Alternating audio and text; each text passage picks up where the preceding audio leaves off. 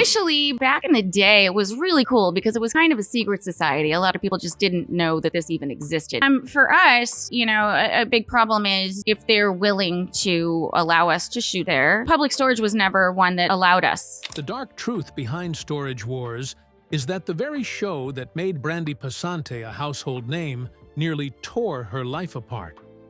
What began as reality TV's greatest treasure hunt slowly unraveled into a world of staging controversies, lawsuits, heartbreaking losses, and personal battles that forever changed the people at its center. By the time the cameras stopped rolling, the show millions had fallen in love with was no longer the same. So, what really happened behind those metal doors? And how did Storage Wars change Brandi Passante's life forever? Join us as we uncover the real reason Storage Wars changed forever. The rise to fame. When Brandi Passante first walked into a Southern California storage auction in 2010, becoming a television personality wasn't part of the plan. Like many of the buyers attending those auctions, she was simply trying to earn a living. Together with her partner, Jared Schultz, Brandi operated a small thrift store called Now and Then in Orange County. Their business depended on finding items they could clean, restore, and resell. Storage lockers offered an opportunity to do exactly that, but there were no guarantees. One successful purchase could cover several disappointing ones, and many units contained little more than damaged furniture, outdated electronics, or boxes that had almost no resale value. It wasn't any fancy work, as success depended on experience, patience, and a willingness to take calculated risks with limited information. Every auction forced buyers to make decisions within seconds, often after seeing only a brief glimpse inside a locker. That unusual world eventually caught the attention of producers at A&E. They believed the combination of hidden treasures, competitive bidding, and colorful personalities could translate into compelling television. When Brandi and Jared agreed to participate, they reportedly viewed the opportunity as a chance to bring more attention to their thrift store, rather than the beginning of a television career. Few people involved could have predicted what happened next. When Storage Wars premiered in December 2010, audiences immediately responded to its simple premise. Viewers weren't watching celebrities or trained competitors. They were watching ordinary buyers risking their own money in the hope that a forgotten storage unit might contain something valuable. The uncertainty was what kept people coming back. Every roll-up door offered a new mystery, and every auction could end in either a remarkable discovery or an expensive mistake. Within a short time, the series became one of A&E's biggest successes, regularly attracting millions of viewers and transforming its cast into recognizable television personalities. Buyers who had once spent their days searching for inventory suddenly found themselves giving interviews, attending fan events, and becoming familiar faces to audiences across the country. Brandi stood out for a different reason than many of her fellow bidders. While others often relied on larger personalities or aggressive bidding tactics, she approached auctions with a practical mindset. Her quick observations and willingness to challenge Jared's decisions made her one of the most relatable members of the cast. Together, they represented the reality of running a small business, where every purchase had consequences. During those early seasons, that authenticity became one of the show's greatest strengths. The buyers were still learning how to navigate unexpected fame while continuing the work that had introduced them to viewers in the first place. But success has a way of changing even the simplest ideas. As Storage Wars grew into one of cable television's biggest franchises, expectations grew with it. And before long, questions began emerging about whether the search for bigger ratings was starting to change the very reality that made the show successful in the first place. The core cast. What made Storage Wars such an unexpected success wasn't simply the mystery hidden behind the roll-up doors, it was the people standing outside them. Every bidder brought a completely different personality to the auction yard, and together they created a dynamic that felt difficult to manufacture. Barry Weiss quickly became the show's wild card, driving unusual custom vehicles and approaching auctions more like a personal adventure than a business. He rarely seemed interested in outbidding everyone else. He was there for the experience as much as the profit, and that unpredictability made him one of the series' most recognizable faces. Then there was Dave Hester. Loud, aggressive, and instantly identifiable by his signature "Yoop" bid, Hester embraced the role of the competitor nobody wanted to face. Whether viewers loved him or rooted against him, his presence almost guaranteed that an ordinary auction would become far more competitive. Daryl Sheets approached the business differently. Nicknamed the Gambler, he built his reputation by taking expensive risks on lockers that other buyers avoided. Sometimes those decisions produced remarkable discoveries. Other times, they resulted in costly mistakes. That uncertainty became part of what made the auctions entertaining to watch. In the middle of all of this were Brandi Passante and Jared Schultz. Unlike some of their competitors, they represented a younger couple trying to build a business while raising a family. Their conversations often centered on budgets, practical decisions, and whether a locker was worth the risk. Viewers recognized those disagreements because they felt familiar rather than theatrical. They weren't chasing headlines, they were trying to make enough good purchases to keep their store operating. That balance gave the early seasons much of their appeal. Each buyer approached the same locker with different priorities, different personalities, and different strategies. No two auctions unfolded exactly the same way, and the interactions between the cast often felt as unpredictable as the lockers themselves. As the show's popularity continued growing, however, many longtime viewers began noticing subtle changes. Familiar personalities gradually became more exaggerated, rivalries received more attention, and editing increasingly emphasized conflict over the day-to-day realities of the resale business. Several cast members would later suggest that producers encouraged bigger reactions whenever the cameras were rolling, although A&E has consistently maintained that the series reflected real events.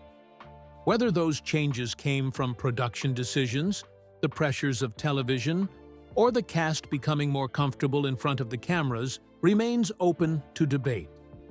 What is clear is that the atmosphere surrounding the series gradually shifted.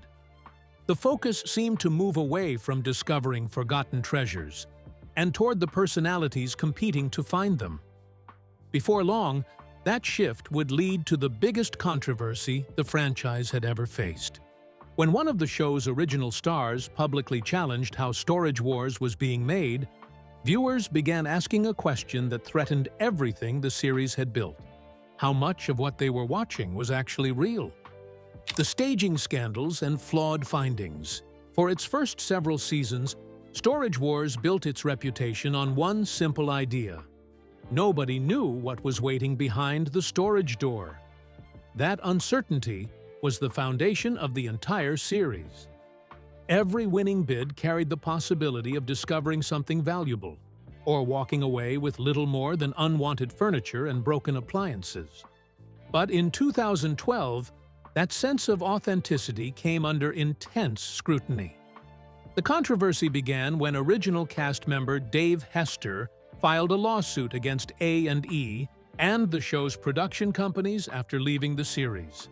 His claims immediately attracted widespread attention because they challenged the very premise that had made Storage Wars a hit. According to Hester, producers sometimes interfered with what viewers believed were completely untouched storage units. Among his allegations were claims that valuable items had occasionally been placed inside lockers before filming, and that certain scenes were influenced to create more dramatic television. The lawsuit quickly became one of the biggest stories surrounding the franchise.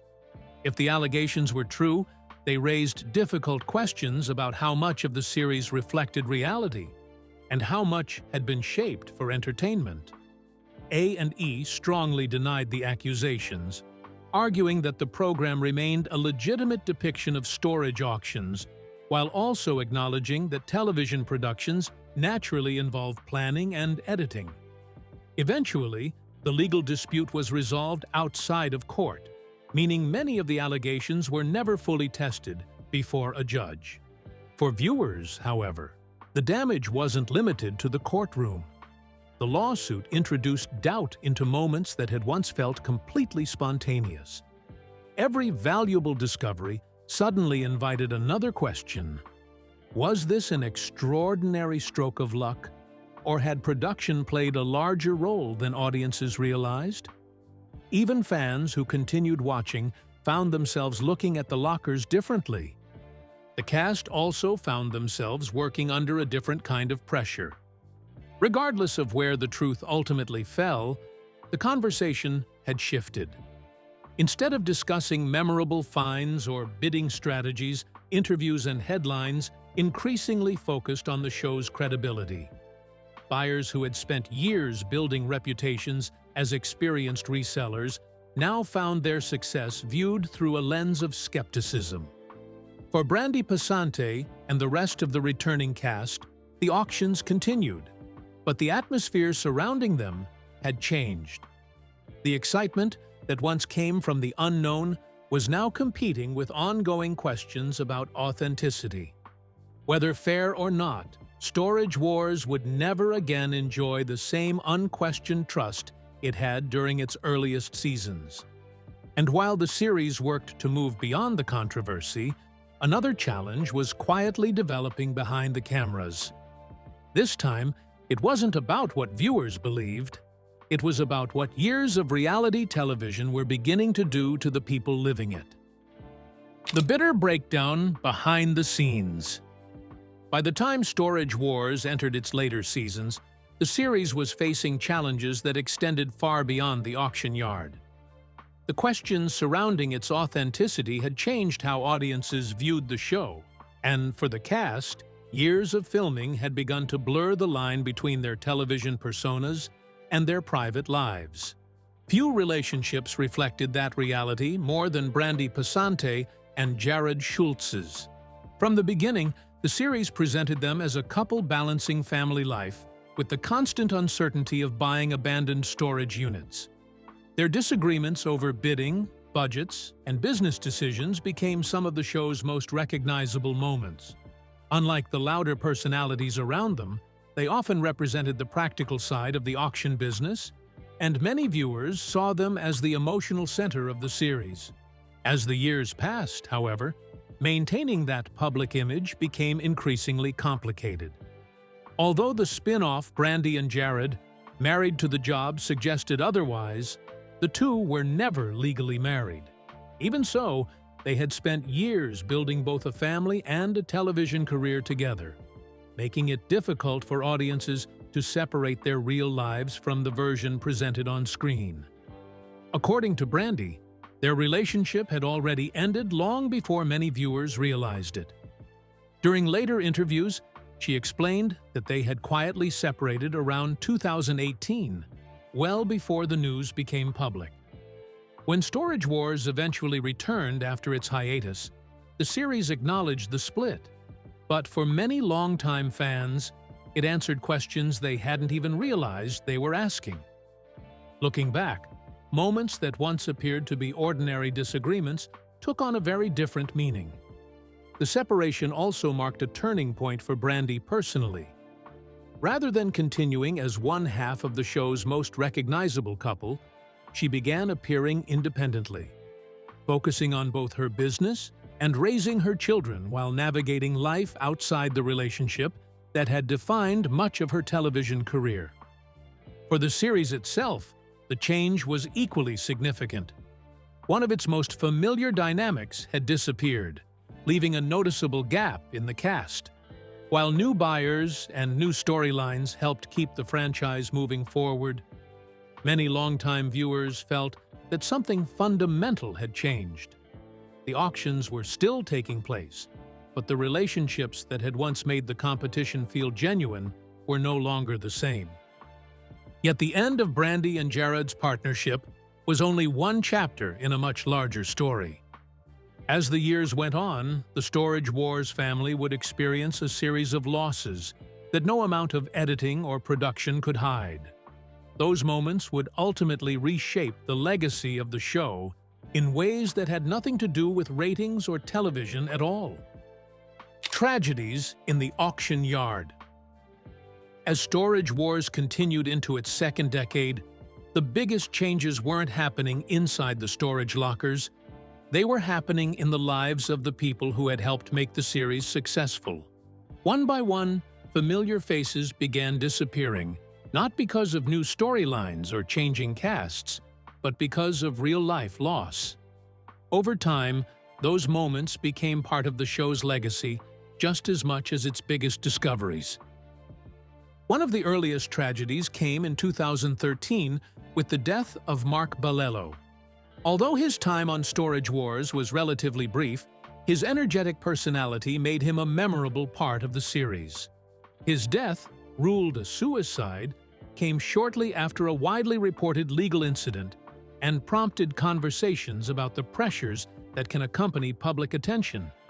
While no single event can fully explain a person's struggles, the loss served as a sobering reminder that the lives behind reality television are often far more complicated than what appears on screen. Years later, the Storage Wars community experienced more difficult farewells. Morris "Mo" Pregoff, known for his enthusiasm for antiques and collectibles, passed away in 2021 after a long illness. In 2023, fan favorite Gunter Nezoda died following a battle with lung cancer. Both men were respected not only for what they discovered inside storage lockers, but also for the knowledge and enthusiasm they brought to the auction business. Their passing was met with an outpouring of tributes from fellow cast members and longtime viewers alike. For those who had been part of the series from the beginning, each loss was another reminder of how much time had passed since the show's early years. The auction yards still looked familiar, but many of the people who had defined them were no longer there. New buyers joined the cast, yet longtime fans often found themselves comparing every season to the chemistry that had made the original lineup so memorable. Brandi Passante has also spoken openly in recent years about the personal challenges that came with years in the public eye, including struggles with anxiety and panic attacks. While those experiences weren't necessarily caused by the show alone, they offered a glimpse into the pressures that can accompany long-running reality television. Fame brought opportunities, but it also brought expectations that rarely disappeared once the cameras stopped rolling. By this point, Storage Wars had become more than a series about abandoned storage units. It had also become the story of the people whose lives changed because of it. And just when it seemed the franchise had endured its share of difficult moments, another headline would emerge in 2026 that left fans questioning the future of one of the show's most recognizable figures. Different show than it once was. By the mid-2020s, Storage Wars was still on television, but for many longtime viewers, it no longer felt like the same series they had discovered more than a decade earlier. The format remained familiar. Buyers still gathered outside storage facilities, bids were still placed within seconds, and every locker still carried the promise of an unexpected discovery. Yet something had undeniably changed. Part of that change was inevitable. Time had reshaped the cast. Some original buyers had moved on, others appeared less frequently, and several familiar faces were no longer there. The personalities that had helped define the show's early success could not simply be replaced by introducing new bidders. Chemistry is one of the few things television cannot manufacture indefinitely. Brandi Passante remained one of the strongest links to those early seasons. Unlike many reality television personalities, she continued to speak openly about both the opportunities and the challenges that came with sudden fame. In interviews, she has discussed rebuilding her life after her separation from Jared Schultz and finding a new sense of independence outside the relationship that had defined much of her time on television. The series itself also evolved. The excitement of discovering hidden treasures was no longer the only reason people watched. Viewers had become invested in the people behind the bids. They had followed their businesses, their friendships, and, in some cases, their personal struggles for years. As a result, every departure carried more emotional weight than it had during the show's early seasons. Looking back, perhaps the legacy of Storage Wars was never just about abandoned storage lockers. It was about a group of ordinary buyers who unexpectedly found themselves at the center of one of cable television's biggest reality franchises. Success brought recognition and opportunity, but it also introduced pressures that few of them could have anticipated when they first agreed to appear on camera. For Brandi, the journey reflects both sides of that experience. She entered the series as a small business owner, hoping to support her family, and emerged as one of reality television's most recognizable personalities. Along the way, she experienced professional success, public scrutiny, and significant personal change, all while millions of viewers watched from home. Whether Storage Wars can ever truly recapture what made its earliest seasons so compelling remains an open question. But its story serves as a reminder that behind every memorable television personality is a real person whose life continues long after the cameras stop rolling. And perhaps that is the lasting lesson of Storage Wars. The greatest stories were never found inside the lockers. They belonged to the people standing outside them. Do you think Storage Wars ever recaptured what made its earliest seasons so compelling? Or did the staging controversy, changing cast, and years of personal challenges gradually transform it into a very different show? Share your thoughts with us in the comments section below. Remember to like, share, and subscribe for more deep dives. Also, click the next video showing on your screen. You will definitely enjoy it.